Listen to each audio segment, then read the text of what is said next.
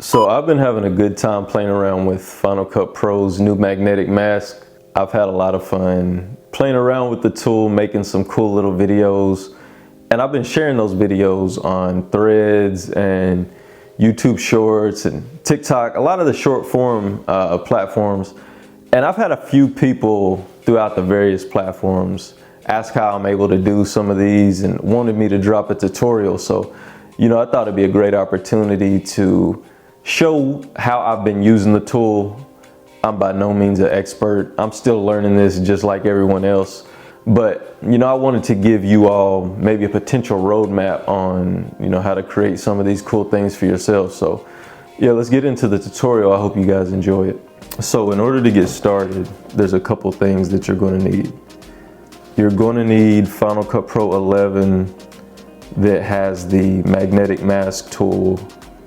You're also going to need Adobe Firefly, which is how we're going to generate the AI background for the final version of the clip. So you're going to need those two things to make this happen. Or some type of masking tool, some type of video editor that has a masking tool, and then some type of AI generator. I mean, it doesn't have to be Adobe Firefly. That's just what I'm using in this video. So to begin, I've got my footage uploaded to the timeline. This clip is straight out of the camera. There's no color grade, no corrections, no LUTs, no anything put on this clip. Just raw, straight out of the camera footage. We're going to color grade later on down the road. So how I began this process was I grabbed a random frame from this clip that's going to be used as a reference image to upload into Firefly to produce our AI background. So what you're going to want to do, select the clip, go up top to this right hand corner, go down to where you see save current frame, and you're going to export a frame. So I'm just going to say headphones background.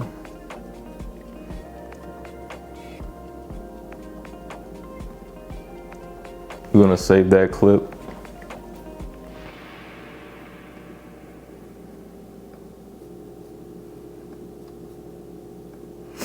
Next, we're going to go over to Adobe Firefly and generate our AI background.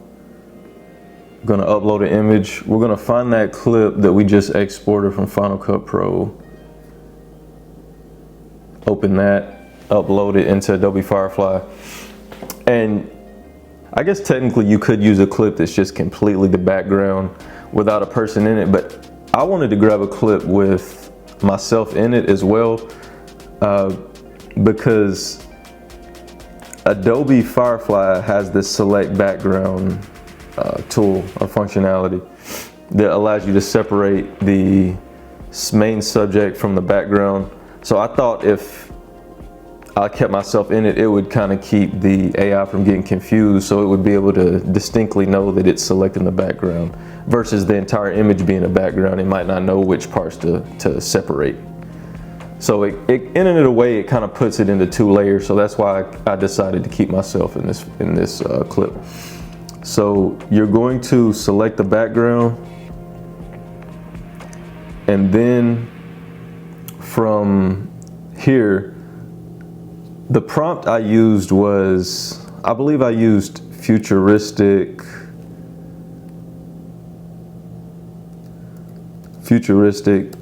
cyberpunk bedroom, futuristic high-tech cyberpunk bedroom. I believe that's the prompt I used to generate the background. So let's see what this looks like.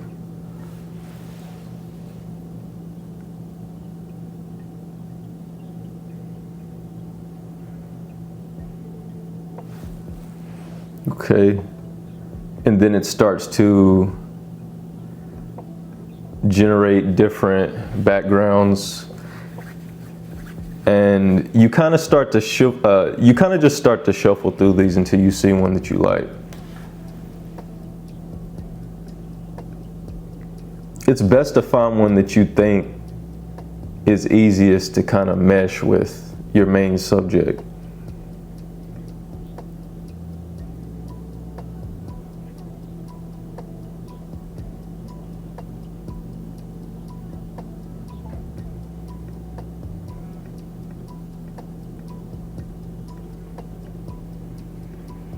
So I think I'm gonna go with this first one.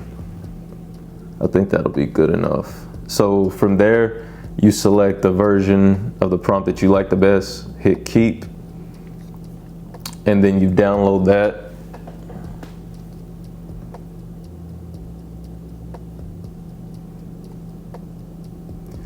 And then this next step, there's probably a better way to do it, but this is just how I did it. So you're going to go back to the main page of Adobe Firefly, upload image, and then you are going to bring in the image that you just downloaded. And I'll tell you why I'm doing that in a second. It'll hopefully make a little more sense. You open that image back up, and then now I'm going to remove myself from this image.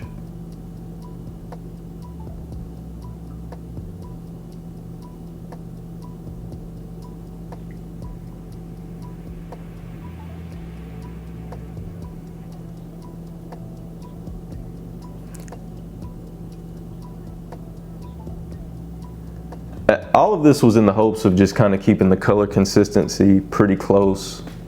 That's why I left myself in there.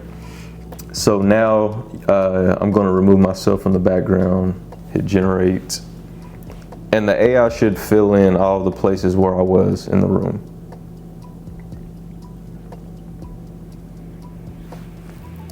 And I mean, it does a pretty good job. Like, there's even different variations. Like, you've got an option of like kind of how the wall shadow casts, where the pillow's positioned on these different versions. But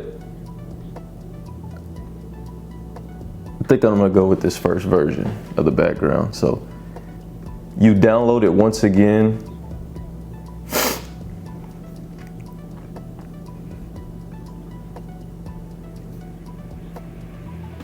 Okay, and now the version without yourself, that's the version that I'm going to pull into Final Cut Pro and use as the background. So close out Adobe.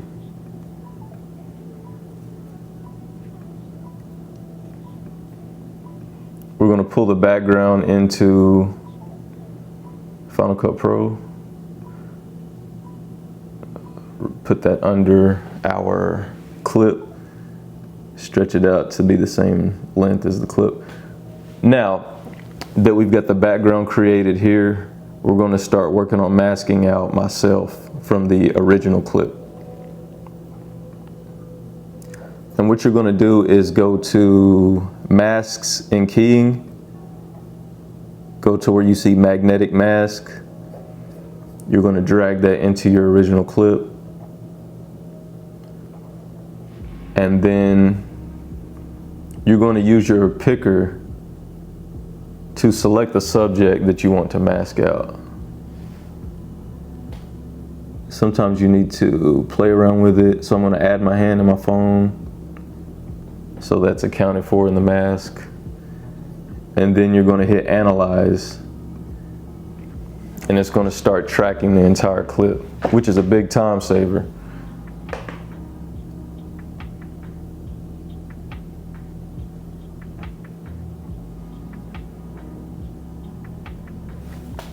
Going to hit done.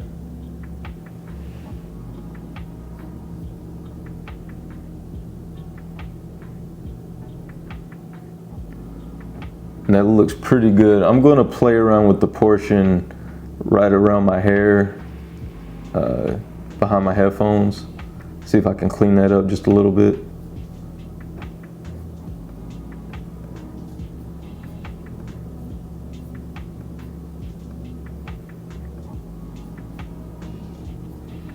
So let's see, I'm gonna hit this remove tool, remove the size of the brush, and see if I can clean that up just a little bit.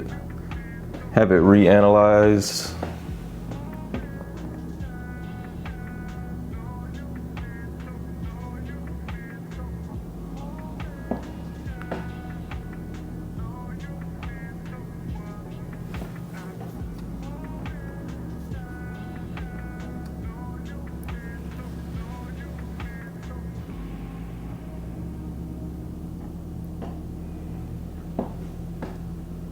Okay, that looks a little better. This air, sometimes you have to play around with the feathering as well. Sometimes it'll cast like a lighter shadow, so around the edges. So you can come up here to the feather option and reduce that. And you can see it kind of tightens up those lines around the main subject. Okay, so now I believe we're in good shape to start doing a little color grading, make this thing look a little more realistic and start bringing it to life. So what I like to do first is add an adjustment layer over both clips. And then I use a tool called Dehancer, which has a lot of color grading options. You're also able to add like film profiles, film grains, a bunch of different cinematic effects. So I pull in Dehancer, I select my camera type, which is a Fujifilm X-T3 and this is for the Rec 709 LUT, just to do a little color correction. Then I use this film profile,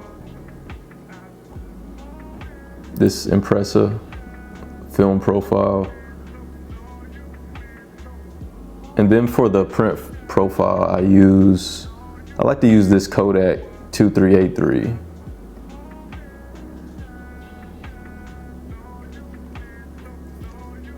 And that's starting to, give it a little more of a cinematic look. Okay, and now I think I'm gonna add a little bit more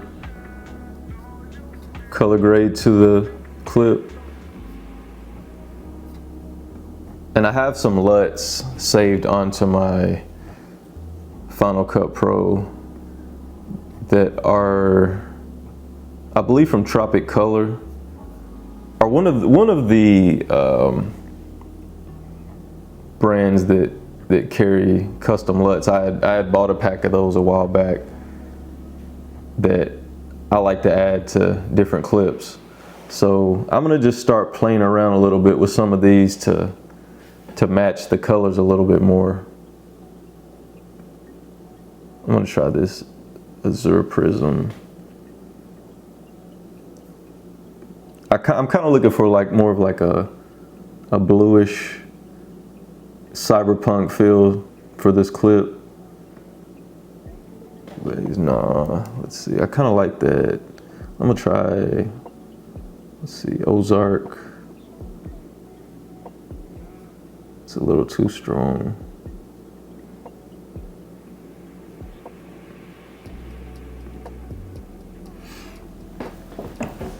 I think I like this a little bit.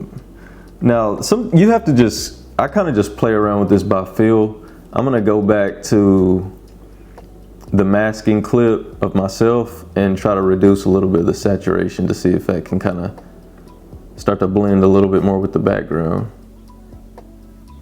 Yeah, I feel like that's a little bit better. Let's see. And yeah, you just have to play around with these until you kind of find the look and feel that you're going for. I'm gonna add another layer to do a little bit more adjusting on the colors.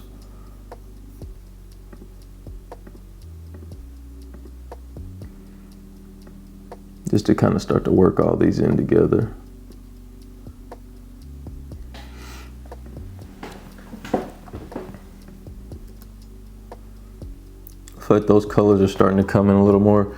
I'm gonna add some background blur to try to give it a more realistic feel, to kind of simulate more of what you would actually see in like a movie scene or something. Let's see, reduce that.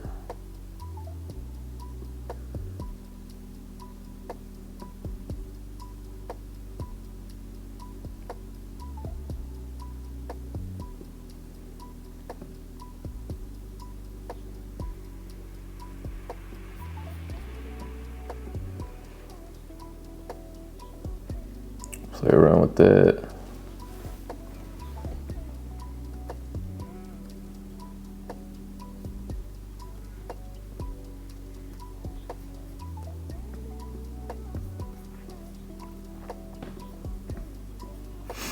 And yeah, you just keep kind of playing around with this until you kind of get the look and feel that you like and the colors that you were kind of wanting to achieve.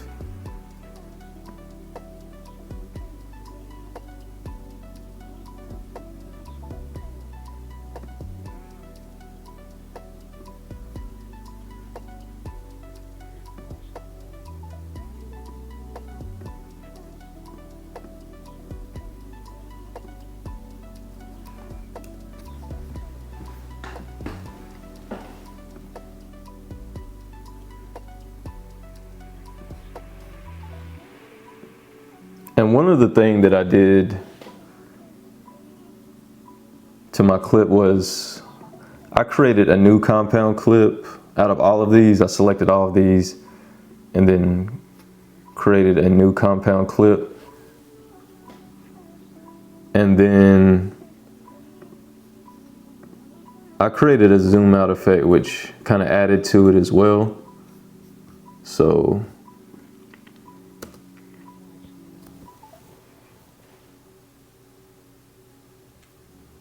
or actually, let me reverse that. I'm trying to zoom out, not zoom in. Go to Ken Burns, flip that. There we go.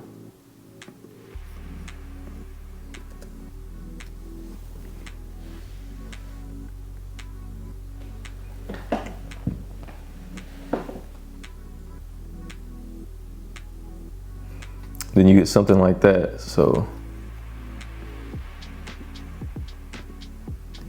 preview that.